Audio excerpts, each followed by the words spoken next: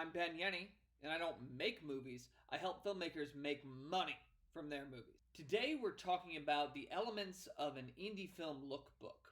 And while you may be thinking that since there's already a video about decks on here, they're the same thing, they are very much not. For more details on why, you should check out the full video that this is a part of, which is all the documents you need to close your independent film investors, which I'm just going to go ahead and put up here. So without further ado, let's get started.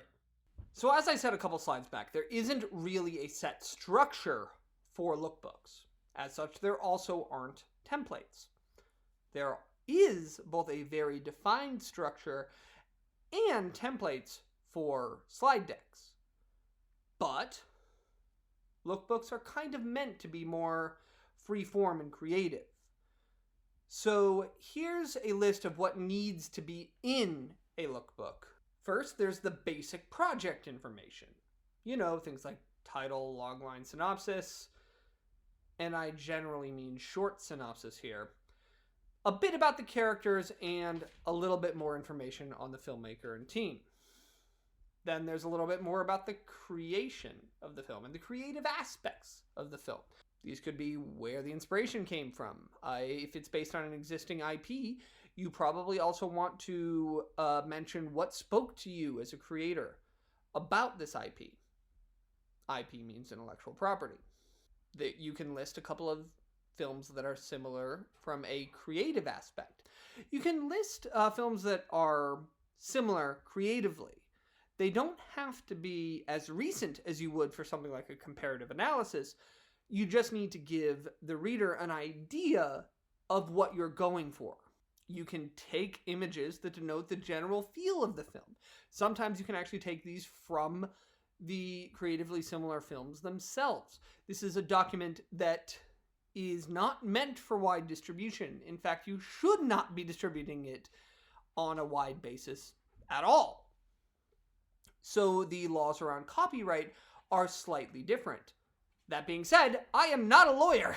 Talk to your lawyer before doing this. And finally, you can use the color palette, an idea of what colors the film will use most heavily. This is something that it's best to imply more than state outright. Using something like a textured background for your lookbook is a good way to show your color palette without saying it. Palette. Somebody, I'm sure, is going to call me on it. Oh, and before we move on to the technical and practical swatches, the creatively similar films, this could be something like it's this film meets this film. Just like this week's comment question. Drop it down below. And on to the technical and practical swatches. You can list locations you'd like to shoot at. It's better if you have access to them, or if they're in an area with great tax incentives. Same for cities. And while you can list the equipment you plan on using, you should have a good business reason for listing it, because most investors just aren't going to care that you're shooting it on the latest Arri Alexa or the latest Red. Nobody cares.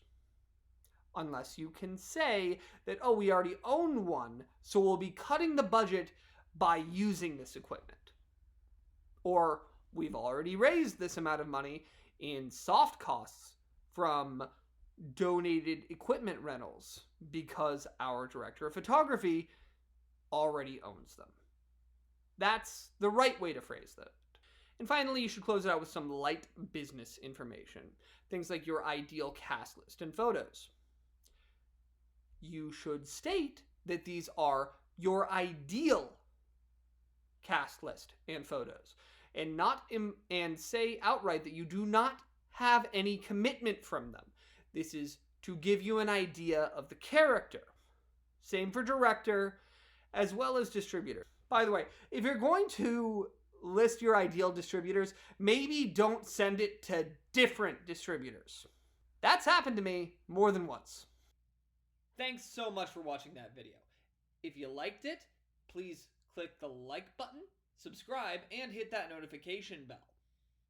I'm also going to start sharing all of my decks for these videos on Patreon. If you want a little bit more information about the documents you're going to need to close Indiefilm investors, you can check out the video which is directly below my pretty face, right down here, which is the full video from which this segment is taken. I'm going to be doing that a lot more so that I can actually put out more easily shareable videos. So again, if you liked it, share it, or check out the videos below and drop any questions you may have in the comments. Hope to see you soon.